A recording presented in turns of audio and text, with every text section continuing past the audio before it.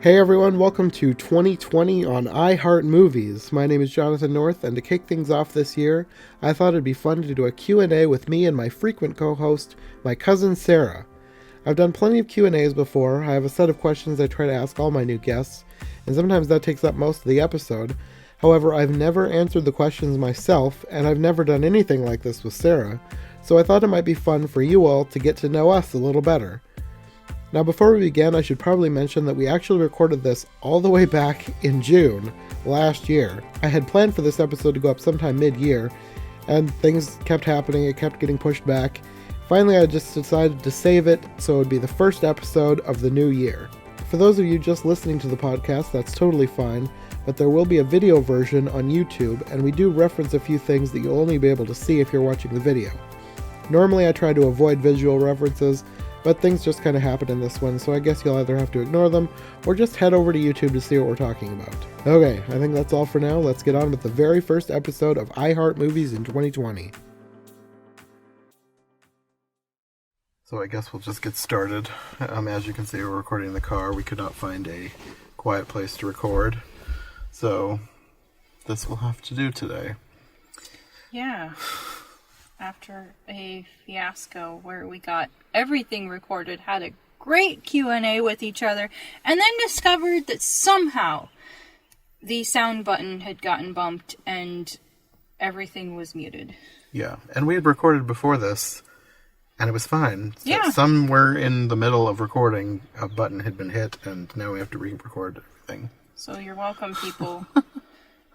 We're dedicating ourselves to this Q&A, and we will try not to look haggard while recording it. Yes, you will get to know us better if it's the last thing we do. Okay, so the first main thing is to get to know us a little better. I can start. Well, you already know my name. I'm Jonathan. I work at a hotel. I have a second job, which is kind of on hiatus. I also work at a grocery store because I'm currently in the middle of an internship. If you've watched my channel at all, you know Rachel Wagner, and I'm doing an internship with her.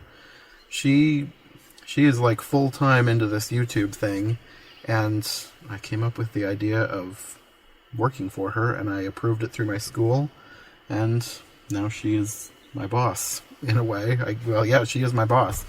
So, yeah. Huge blessing. Yes, I needed to finish my bachelor's degree, and the real companies weren't biting, so I made up my own, and it worked.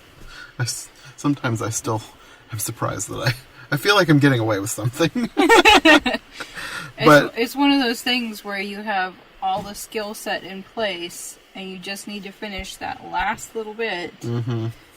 And I'm glad that it worked out this way because Yes. It seems to fit really well. Yeah. Probably better than some of the other ones you were looking at. Yes, because I can do it in my spare time. Because I work almost full-time at the hotel, overnights, and it is next to impossible to find an internship that's going to work with that. Like, even if I had found one, I probably would have had to quit at the hotel. But this one, I can work on my days off. I can work in the mornings when I get off work. It's very handy. It's an internship for busy people. Yes. Hobbies? I don't have a whole lot of hobbies other than this. My YouTube thing has kind of become my hobby. But sometimes I knit, mainly around the holidays when I want to make gifts for people. It's the perfect time to knit. Yes. And I used to draw a lot more than I do. I need to get back into it. I keep saying I'll get back into it. Eventually I probably will, but that's a sometimes, very occasionally, but not at the moment hobby. What about you? I have so many hobbies, and I could add to them. And I don't know what keeps hitting this window. There's a fly that is going to annoy me. Anyway. I love history, and I suppose you could say that I love naturalism, or endeavor to be a naturalist. If it's in nature, I probably love it. I love animals, I love gardening, singing, different forms of needlework, different forms of art. I love to cook. We enjoy going on, being tourists in our own area, going to the Asian market. I like to try exotic recipes. I feel like I'm forgetting something. I just have a lot of interests. And I have an amazing cat. My beloved Siamese cross passed away last year, and I was a very, very bad mess. I was able to adopt another cat through the Humane Society last winter. It's been a huge blessing. And he turned out to be not just a Siamese cross, but a snow lynx Bengal mix. Which means that he has not just whatever tabby cat mixed in there, but Bengal and Siamese. So you basically took a couple of the strongest cat personalities, smash them together, and you get a tiny wildcat that literally bounces off your walls. He's amazing. And a handful. Yes. And I love him so much. He is adorable. I think she's going to send me some pictures to edit in here, just so you can see how adorable he is. I probably should. He's kind of a little Tom Sawyer. He gets into a lot of trouble, but he's so beautiful and affectionate that he ingratiates himself to the household. Oh, another thing. Jonathan wanted me to wear this apron for this Q&A because, unbeknownst to you, you basically see me half naked when we review Alice's, as I am usually in an apron. I even had a delivery guy one time say, "You look different without your apron." So, yeah. I think I got the habit from my grandmother. They're very handy, and I actually made this one out of one of her old dresses, so add that to the category of needlework. Yeah. I thought the pattern looked familiar. That would be why. It was Grandma's. Yeah, this is the type of style that she, one of the styles that she made. So, yeah. Did I say gardening? Because that is one of my top hobbies, and now it's spring, so that's right in there too. I guess I didn't mention I haven't for a while, but photography is another one of mine. Yeah, that's a major one of yours. It's kind of fallen by the wayside since I started moving into video editing, and since I started the job at the hotel and the job at the store, and now the internship. I don't really have time for photography much, but eventually I'll get that back as well. That was part of our adventures, going places so that he could take photographs. So it was win-win. Yeah. I also like to forage. If you don't know what that is, that means you go out and carefully identify wild plants that are edible, and then you find some way to eat them. She's made nettle soup before, which I have tried, and I wouldn't have known it was nettles except she told me. Yeah, so I'm that person. That's one of the reasons. Yeah, I'm someday I may be some little old lady out in the woods digging up roots to boil. Well, yeah, that covers, I think, a lot of my interests without getting totally in depth. Yep. Okay, so I guess we'll move on to the entertainment stuff, since that's like the main point of the podcast and the main channel. So, favorite movie. For me, I always say Fantasia, but it's like, I have so many favorite movies. I use Fantasia as just the one because it kind of encompasses everything I love. But I have so many, like Great Muppet Caper, Jurassic Park, Star Wars, Lord of the Rings. I have so many interests that it's hard to pick just one, so I just default to Fantasia because it's easiest, I guess. That would be like somebody asking me what my favorite color is. Like, I could tell you something, but it's really not as all-encompassing as I want it to be. And for me, I'm very nitpicky over movies. There are only so many things that I'm going to want to revisit and feel really good about. So if I had to pick one, maybe the 1980s Megan Follows Anne of Green Gables, because they followed the book pretty closely on that one, and it's just cozy. And then, favorite animated movie, I'm going to default to Fantasia here as well. And for me, I really don't have an answer for that one. I kind of figured. That's one of the questions that I mainly have in here because I talk to so many animation lovers. Right. But I thought it'd be interesting to see if I had anything. Yeah. And I'm like, favorite TV show. This is another one. It's so hard to pick. Like, right now, I would say, of current television, I really like The Good Place, but if I was only able to pick one show to watch, it would be really hard for me to pick between, like, Doctor Who and Lost.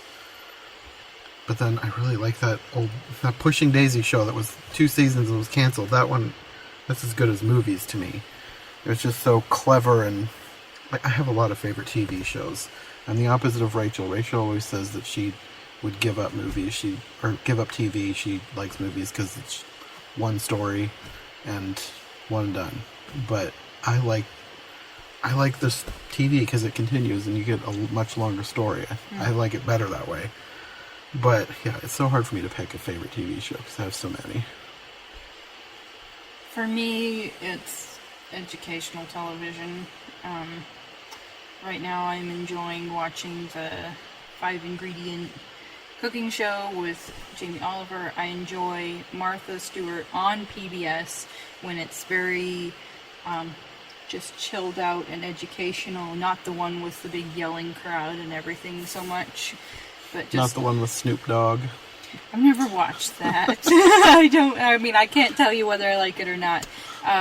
History programs, nature programs, that's my groove. Mm-hmm. So I like all those things too. I just really like science fiction, adventure, mystery. we're talking favorites. Like, Yes. if I'm watching television, I'm probably, there's probably an elk prancing across the screen or something, or they're baking a pie. So, And then favorite animated series. And this is another one. It's really hard for me to pick. Currently, I probably would say Steven Universe, but I love Gravity Falls. I love the shows from our childhood, like Pinky and the Brain, Animaniacs, those types of things.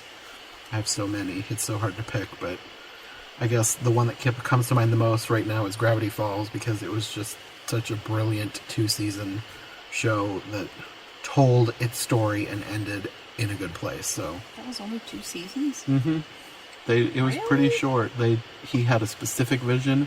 He told his story and ended it. Instead of dragging it out into endless sequels that become increasingly lame. Yeah. I haven't seen as much of that show, but It was a good choice for him, even though I was sad to see it go. I'm glad he ended it at a good ending instead of having it get canceled after 10 seasons, ending on a cliffhanger. and you're like, the first 3 were amazing, and then it was just ridiculous. Yeah, there's a lot of shows that do that, but Gravity Falls did it right, I guess. With this one, with these previous answers, you would think that I'd be like, I have no idea. I knew right away. It's the world of Beatrix Potter and Friends. That is my therapy. One of my forms of therapy. The animation style and the storytelling stayed so close to the book. It's so British. It's so visually beautiful. And then the live action beginnings and endings are just, it's such a cozy show. So I've literally had it playing while I was soaking in an Epsom bath. It does my heart good. And then we'll move on to media from childhood. So, what was your favorite movie growing up? Mine, I really liked Fantasia growing up, but if you'd asked me when I was a kid, I would say Bambi. Okay.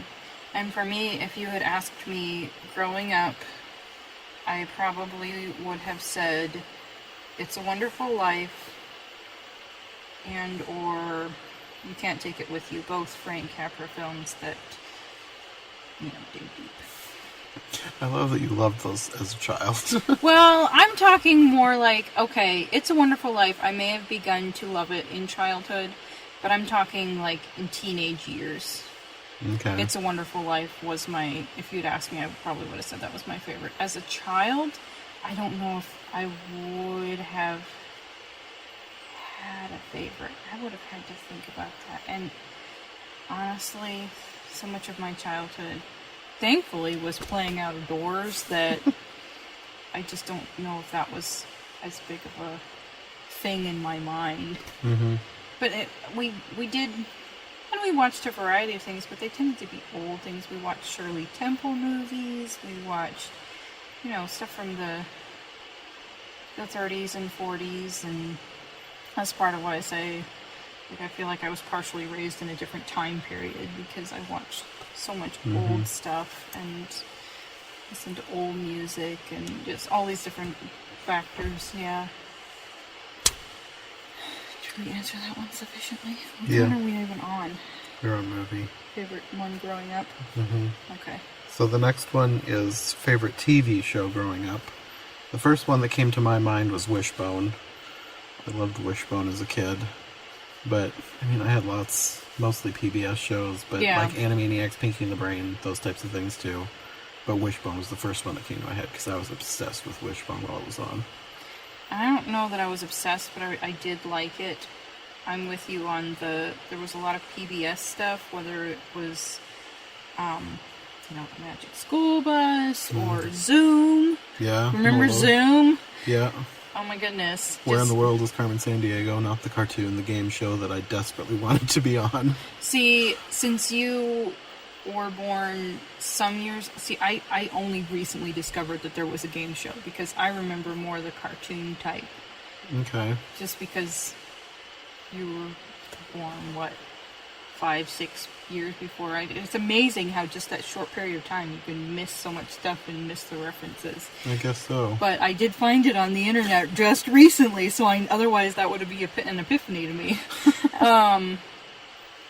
But yeah, I loved even as a child, I loved the program Nature on PBS, and we watched Saturday morning cartoons as well. That reminds me too, I also was obsessed with the show Marty Stauffer's Wild America.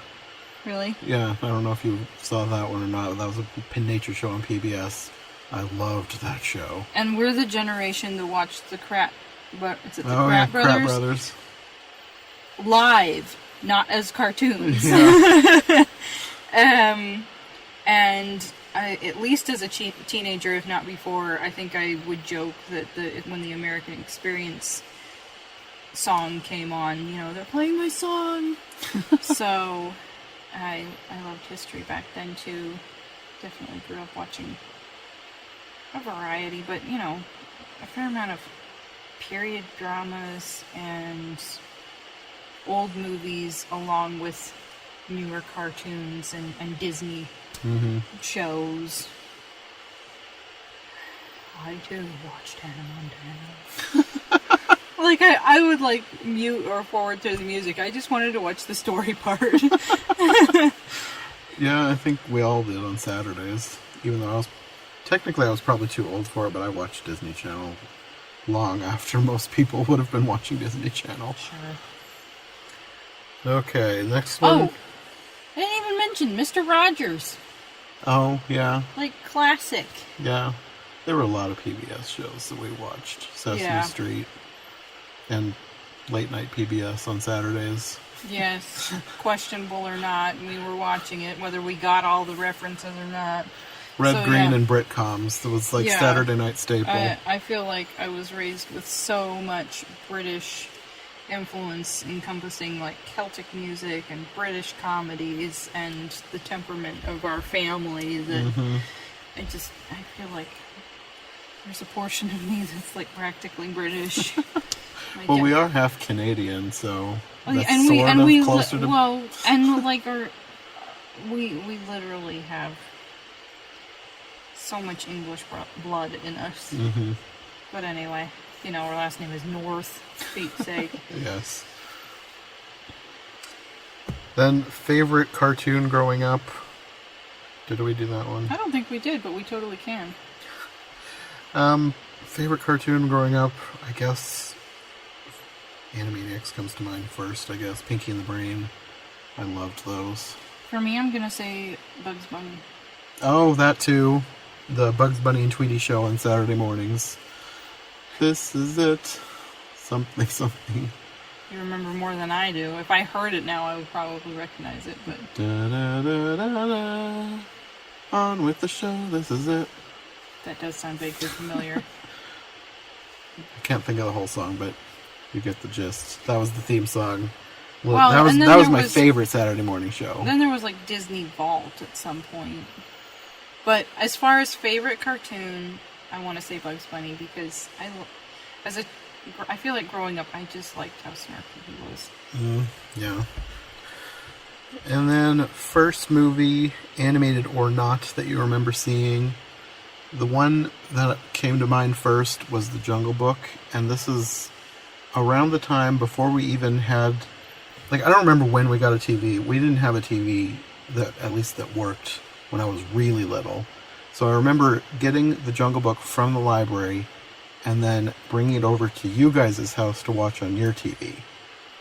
That's the first time I remember watching a movie. I'm sure we watched things before that, but that's the first one that I really remember.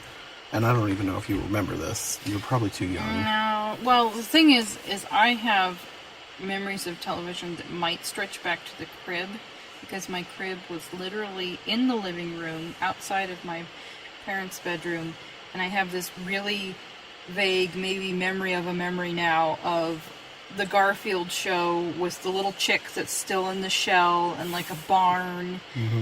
And when I was really little I loved Bananas in Pajamas. You know, back when I was a morning person, it was just natural. And, but as far as the first movie that I watched at home, I have no idea. The first movie in theaters was Monsters, Inc. So, I was a little bit... I would imagine I went to the theater a little bit later than a lot of kids, but that one sticks in my mind as the first movie that I saw in theater. We kind of went to the theaters later. We never went when I was a kid. My Aunt Becky took us to see the remake of... I almost said Nightmare Before Christmas, but that's not it. The Miracle on 34th Street. Another Christmas movie. And I don't remember anything about that movie. I just remember that she took us to see it. I actually remember that movie, watching it either on television or VHS. The first one that I remember seeing in theaters was The Princess Diaries. And I remember hearing the title and thinking that it didn't sound like something I wanted to see, but then we saw a commercial for it and it looked hilarious. And it was. And we went to see it. We loved it. But I didn't see that one in theaters.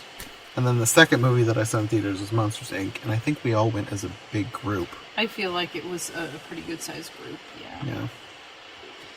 But no, we watched so much stuff together, but I've not been to the theater in a long time. I'm different than probably a lot of the people that you... I go a lot more than she does, and I feel like I don't haven't- go...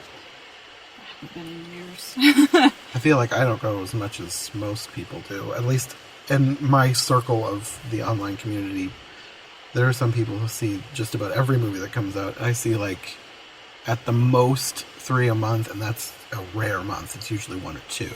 And it's... Yeah, it's not my... I'm happier... She'll wait until I find something that's good, and then I'll bring it home on DVD, Yeah, and then she'll watch it. Yeah, basically. Otherwise, no. It's not one of those things that brings me great joy. I don't know if part of it is just like if it's overstimulating to me having that huge screen. I don't know. Or if it gets a little, I don't know. I don't mind IMAX. Like if we're... Well, those are shorter too, the nature documentaries.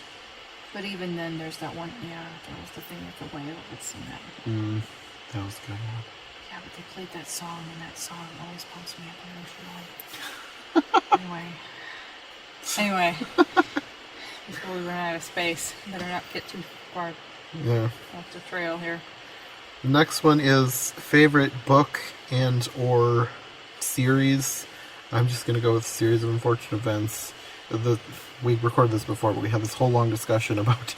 Apparently I like things with orphans because that's like my overall favorite when I was a kid. It was the Boxcar Children. I loved Oliver Twist. So I have a thing with orphans, apparently. I don't know if these stories are even that accurate, but there's something about orphan stories where the orphan comes out on top. It's like, yes, this is great.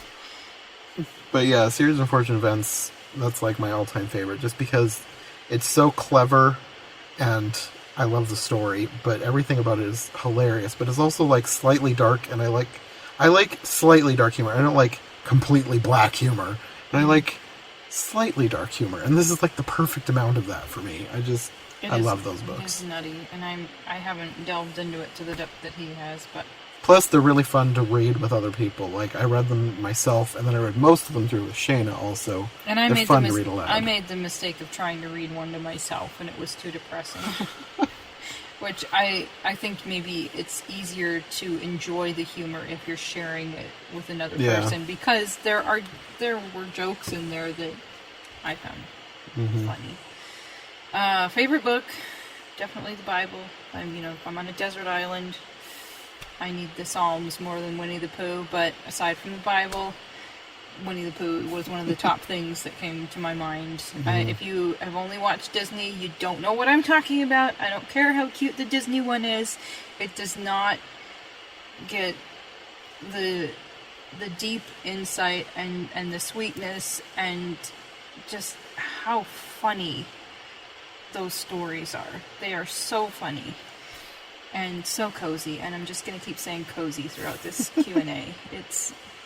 They're wonderful, and I like reading, nature type stuff, and I can read, I like doctrinal books and heavy type books, and then other than that, my top things are reading children's books. For me, I like that because they're directing it towards children, they tend to take out some of the heavier or dirtier type things, and it makes for a more pleasant read. I actually read, Sasha got me onto this, I actually read a bunch of Gordon Corman in recent years, and he's so funny and so addictive, which, I don't know, it's almost guilty pleasure type thing, because this is all about middle schoolers. But then I like reading Dr. Seuss, too. Like, okay, we're reading about Armageddon, and now we're reading about the 500 Hats of Bartholomew Cubbins. It's kind of a check and balance thing with me. Wind in the Willows, Anne of Green Gables, Secret Garden, all sorts of just sweet, cozy books. And then, favorite music and or musician. First one that came to my mind is Owl City. I've loved him ever since I discovered him back, I guess it's been 10 years now. In 2009, I heard Fireflies. It was like a free download on iTunes. I downloaded it. I was obsessed. I've been a fan ever since. And then, as far as favorite music goes, I like pretty much anything, but like my favorite genres that I can just listen to anything out of the genre. It's a toss-up between Celtic and electronic can be anything from EDM if I need something fast to Owl City if I want something slow and relaxing. We discussed in the Lost Q&A that he basically doesn't like needy, angry music. I don't like modern country, heavy metal. You don't want those vibes. I don't blame you. I think some people can... these sad, angry type songs. I just don't think that a lot of that's good for your spirit. It's like watching too much news or something. My life is terrible. I'm going to go drink more whiskey. And yeah, you can see the comparison. Anyway, that would be country music. For me, Well, I said before, I suppose a lot of things from between maybe about, well, and I can go earlier, 1700s to the first half of the last century, but not everything within those. I like folk, different types of folk. Classical, some opera. I love choral music, with whether it's accompanied by instruments or not. I also love, this was one of the oddball things that I mentioned, I'm a big fan of 18th century Scottish war songs. Which is like the most specific genre I've ever heard. That is... whirlwind effect for Charlie. Oh, just playing my song. And I'm interested in songs from World War One. Just some of the old songs that are just sweet and interesting, historically interesting. He didn't know that you could get on YouTube and listen to old Victrola type recordings. I've broadened his horizon that way. But it's interesting to explore.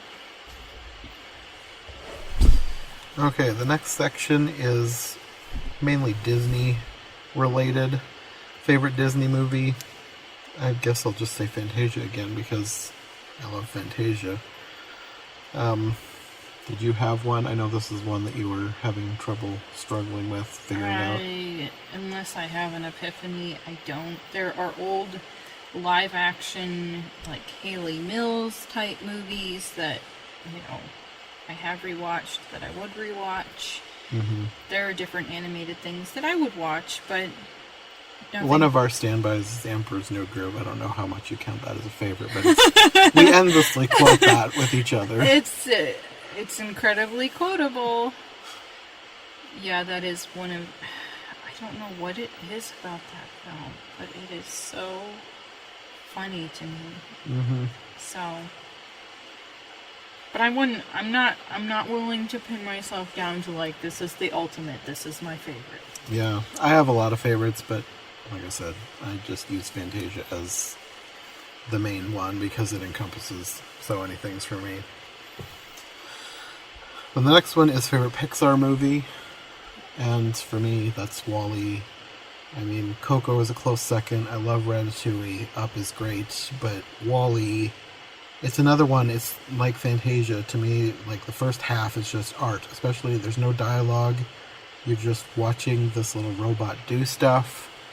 It's so creative, and the fact that they can do so much without dialogue is just near mind-blowing. I just think it's so cool. I hadn't even thought about that with that one.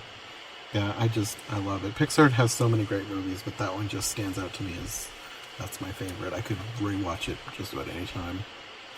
And for me, this was another one where it's like, I don't have a favorite. I don't know what to say, but probably one of the most watchable, like rewatchable ones for me would be Monsters, Inc. I think it's funny and creative and heartwarming. It's, it is so creative to have this whole other world where the monsters are we scare because we care. And as far as most touching or heartwarming, I'd probably go with Up.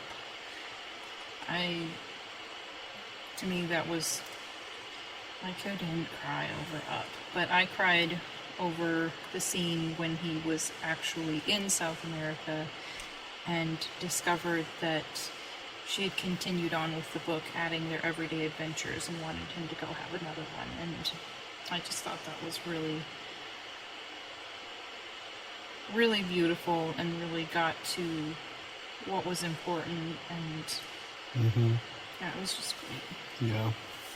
Everybody always talks about the first 10 minutes of Up, but there really is so much more to Up than just the first 10 minutes. I had one of my cousins telling me that he cried over the first part, and it's like, that's not the most moving part. The most moving part is when he finds that in the book. Mm-hmm. Oh, I'm glad you agree. Then the next one, this is another one. When I was trying to figure out my answer, I was like, why did I put this in here? Because I couldn't think of anything. Favorite Disney character. I guess I eventually settled on Donald because I was partially thinking about the original 6. But then, like, I was trying to think of the movies too, and there's so many characters. Like, there's nobody to latch onto in Fantasia. Fantasia's just its own thing. There's I no said real... the Dippo, so... Bambi, I love Bambi, but I love the whole movie, not just Bambi. He's not the most engaging character. He's cute and then cool looking when he grows up, but I guess the thing that kept coming back to my mind, weirdly enough, was Pacha from The Emperor's New Groove. And I'm not 100% sure why, except that maybe it's just because he's a really good guy and I guess kind of the kind of person that I would aspire to be. Like, kind to people even if they're not good back, and that's really hard to do sometimes. Mm-hmm. But then I also love Cusco for completely opposite reasons. But well, now you're getting me thinking about the different Disney characters, but I think I'm just going to restrain myself and be like, I don't know. We're already going to get into the Disney princess thing, so Yeah. that kind of touches on that. we can move on to that. Favorite Disney princess and or prince. And mine is Rapunzel and Flynn Rider / Eugene Fitzherbert. I think they're a great couple, 2 great characters. I love her journey and also his journey. I think it's one of the rare Disney princess movies where both characters are like really fleshed out in a great way. Mm-hmm. I just really like them. Sure. And for me, as far as the old classic princesses, I'm tempted to say Aurora and Philip. Philip was courageous and they made him a little bit funny. The way they wrote the character. A couple that might be a little less expected would be, I like just how 1930s the prince in Snow White is. Also, once you're actually old enough to read the little storyboard card, it tells you that he was actually looking for her for a long time, and they don't really show that, but I think that that's precious, and I don't think that he's given enough credit as a prince. Like, I just feel like people want to bash that storyline, whereas he was a courageous figure that genuinely cared about her, and There's a lot about the old princess movies that people like to pick apart, and if you look into them, their arguments kind of fall apart because they're only looking at the surface. also, once I thought about it, Mulan, which I don't know if she's counted as a princess. I think she's counted as a princess for marketing purposes, even though she's not actually royalty. Like technically a Yes. princess. But maybe you could add her to one of my favorite Disney characters. Maybe. Because I really like the speech that her father gives her about blooming late.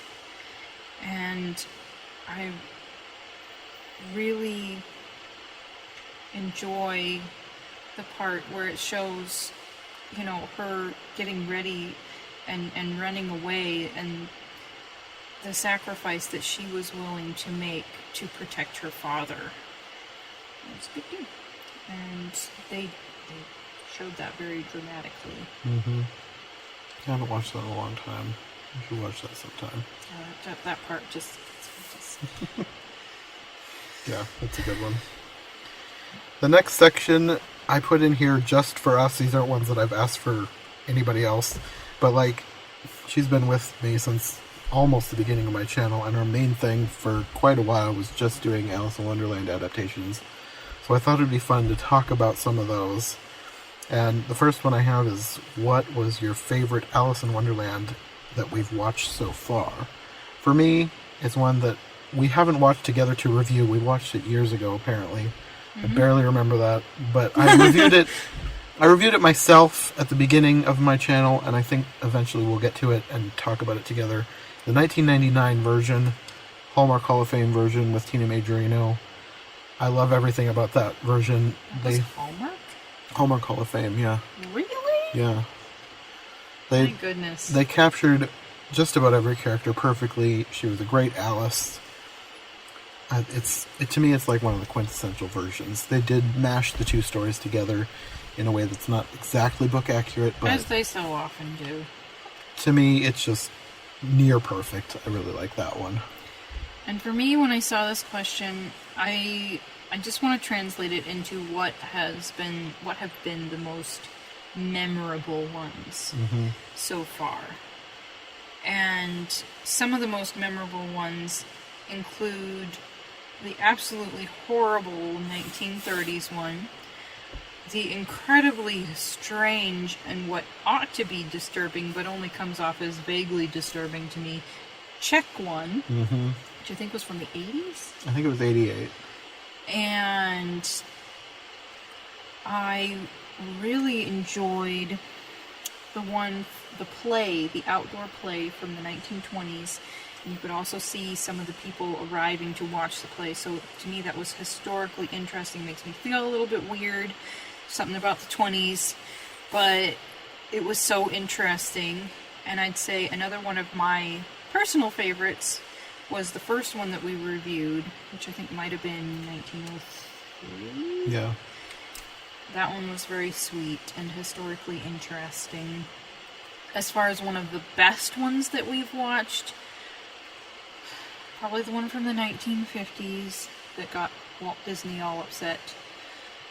I And can't remember the exact year. It was like end of the 40s, beginning of the 50s. I don't remember what year exactly. The stop motion characters, yeah. Which I don't know how much I'd be dying to rewatch unless maybe I was playing it for a couple of little girls or something. The one from the BBC The 80s miniseries. with the red-haired Yeah. Alice, I felt like it was pretty good, but I'm actually not dying to rewatch it. So, for me, the ultimate is still the book. The next one is favorite Alice. We always critique the Alice in every single one, so who is your favorite so far? For me, Tina Majorino, 1999 version. For some reason, the Czech girl is popping into my head. She was good. She was good.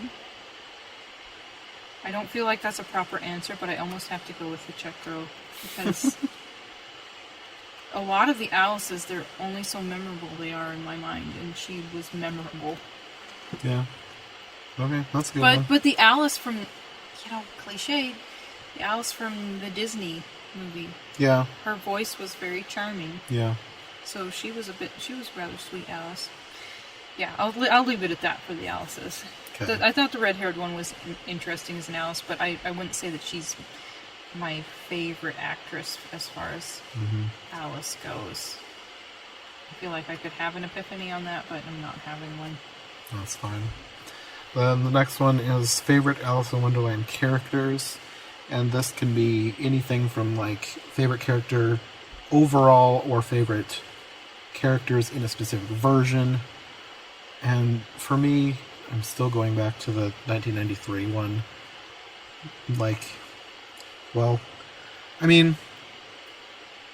Mad Hatter. I guess I liked Martin Short in 1993 one, but I guess the 2010 Johnny Depp one is like quintessential Mad Hatter perfect. to me. He's perfect for that. And I mean, I know a lot of people have their problems with that version, but usually the people who like anything about that version do like Johnny Depp, so I like him. I like Edwin in the Disney version. Sure. And then I like Cheshire Cat too, but there's so few good Cheshire Cat versions. Disney version, of course, and then, oddly enough, Whoopi Goldberg in the 1999 Tina Majorino version. I loved her as the Cheshire Cat. Kind of an oddball choice, but I liked it. For me, my mind wants to latch on to the characters that tend to get neglected. Some of them being the Talking Flowers, Bill the Gardener. Was his name Bill? I think it was Bill. Mm-hmm. Well, there's Bill the Lizard, wasn't it? Yeah. But the gardener and the lizard in the courtroom scene gets very sorely neglected. So I'm gonna mention those. I could probably say others, but Yeah, like, especially when we were at the first few, she was always complaining when there was no flowers and no lizards. so that makes sense.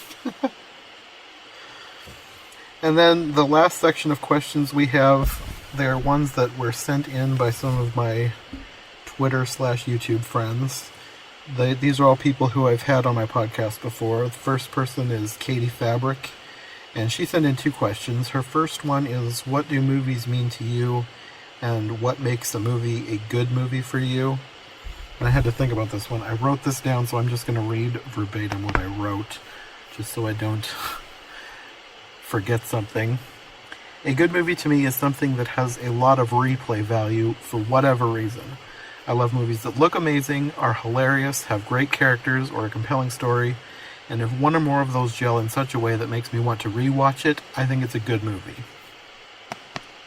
And then for me, what do movies mean to me?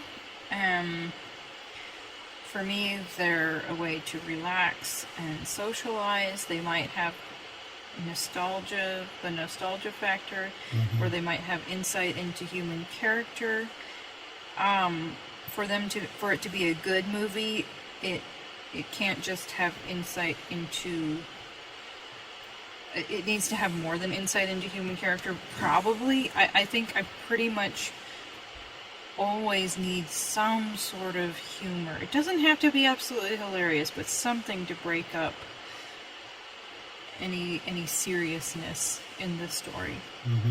And that's life anyway, ups and downs. And if you don't have a sense of humor, you're in trouble. Yeah, those are all good points. I kind of forgot about the first half of the question, what the movie mean to you, but what you said. That goes for me too. That's, yeah. Sure. And then Katie's other question was, what's something in a movie that can almost guarantee that you'll enjoy it? There's another one I wrote down, so I'll just read it to make sure I don't forget anything, even though it's much shorter. And I wrote, good animation or compelling writing. And the compelling writing can be anything from really witty jokes to an engaging mystery or great characters.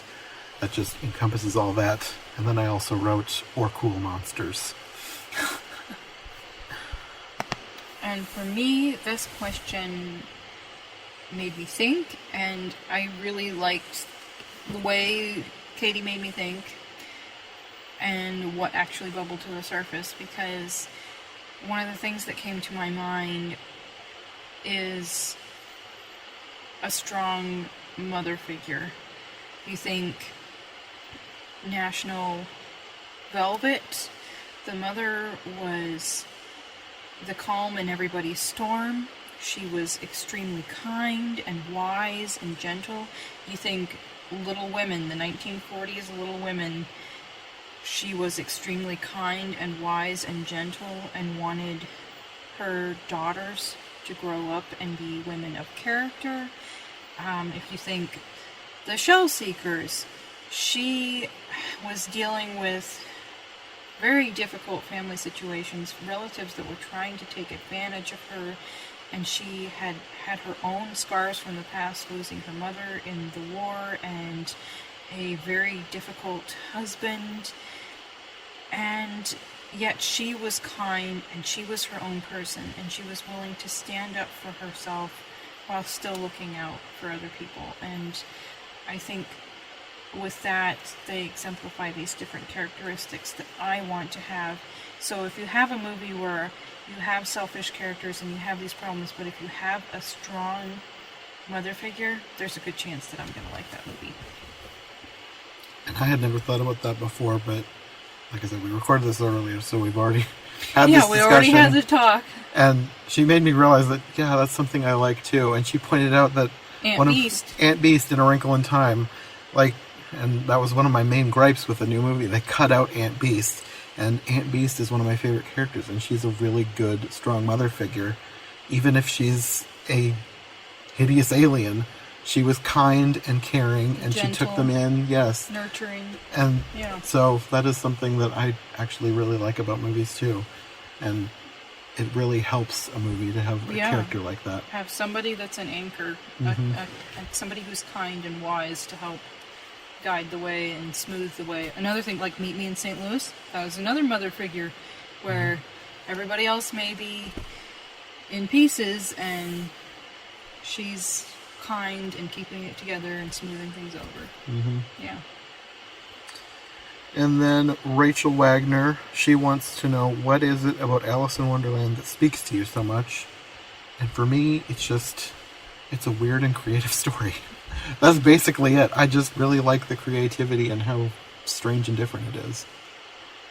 It's old, it's clean, it's visually interesting and, pretty, and if you look into the meanings of things, there's a lot of subtle wit, and I love subtle wit. So, and just a lot of silliness. Like, you have to pay attention to, if you're listening to the rhyme, "a sitting on a gate," it's absolutely ridiculous. It's being said in this, maybe a very gentle, quiet way, but he snorted like a buffalo. It's subtle, but that's one of the things where you kind of have to read the book, and then the adaptations mean more after that. Mm-hmm. So yeah, that's... and she has a kitten. I don't know. I don't know. I must like it more than I realized to have watched all these different versions. So, it's a cozy story. Yeah. And then the last question is from Mark Brown. He wants to know, what is another story that you would like to see multiple adaptations of, like Alice in Wonderland and A Christmas Carol, since we've been doing those two series? Mm-hmm. And for me, this is one that if I do this one, I'll probably be doing it without Sarah because I'm sure she has no interest in this, but I like the stories from H.G. Wells, particularly War of the Worlds and A Time Machine. I know he's got more that I haven't read, and I just think it would be interesting to see more adaptations. And I've seen a few. Some are far better than others. Mm-hmm. Some are really bad. But it's just another thing, like Alice in Wonderland, it would be really interesting to see the different spins that people put on them. And I really like those stories for whatever reason, for different reasons. They're weird, creative.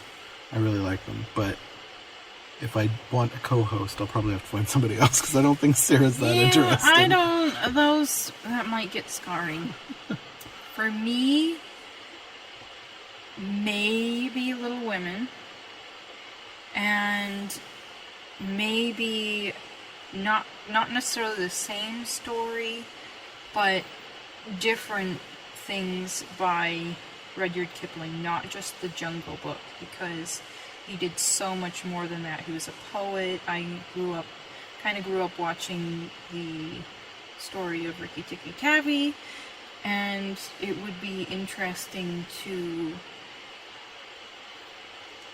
open up, educate a little bit, ourselves and other people on what else he had to offer besides the Jungle Book.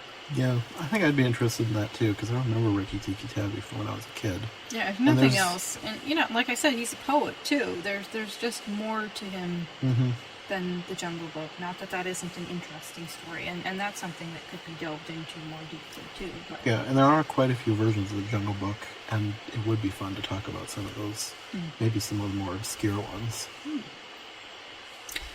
So. And then another one that we had talked about, and we are actually now going to do, is A Secret Garden. And we have actually already started filming for this, and this is, I guess, is kind of our announcement of the new series. Yeah. I think we're going to call it the Secret Garden series. And for the next probably couple of months, every week or two, there will be a new episode of those. We've filmed a bunch. We've only filmed, we filmed a few, and we've kind of found that we still like our original favorite. And this is going to be a much shorter series too. As comparing with Alice in Wonderland, there's far fewer versions of A Secret Garden. Which I think is a little bit silly, because people must have just latched onto the weirdness of Alice in Wonderland. Like, you can do these creative scenes with it, but The Secret Garden has, it has intrigue, it has beauty, it has depth, and yet people haven't touched it as much, which I think is a little bit ridiculous. But But that means that we'll have a bunch up front, and then it will taper off a lot quicker than Alice in Wonderland did. Then we're still doing more Alice in Wonderland too, but for now, for the next couple of months, we'll have new episodes of the Secret Garden series. And the first one is going to be one that we kind of thought was going to be better than it was, the 1949 version. yeah, if anybody knows of any really old, interesting versions, please let us know, because we haven't found much on that. The oldest one that's available that I saw was the 1949 version. So, And we were a bit disappointed. if you have any gems, please let us know. Yeah. We might check them out. Yeah, we're always on the lookout for new, obscure, old obscure versions of things that we're watching. The older, the more obscure, the better. Yeah, even if it's like a radio program or an outdoor play or whatever, just Yeah, if you think that it's really interesting, feel free to let us know. yeah. Okay. Okay, that's all my questions for today. I'm glad we got to do this. I've been doing these with my other guests, and Sarah's been my most long-standing guest. We hadn't done anything like this before, so we thought we'd make a whole episode just dedicated to getting to know us, because technically you haven't really gotten to know me other than things that I like in movies, so Sure. I thought this would be a good way to get to know the both of us. You already get my opinions on a regular basis, so it's not like you're totally unfamiliar, but Yeah. But this gives you more insight into maybe why she has the opinions that she does. But yeah, that's all for today's episode. I guess thanks for watching, and I guess we'll see you in a couple of weeks for the Secret Garden series. all right. Bye. Thanks again to Sarah for joining me for the show. Like we said, we'll be back in a couple weeks with a brand new series talking all about adaptations of The Secret Garden. In the meantime, in the next episode of the show, Rachel Wagner will be joining me. We're going to be doing a follow-up to an episode we did last year talking about Pixar's Spark Shorts. Disney Plus is out now, so we can now watch all 6 of the shorts. Last time we covered the first 3 that had been previewed on YouTube, and this time we'll be covering the last 3, Float, Wind, and Loop. So we'll see you next time on iHeart Movies. Thanks for listening.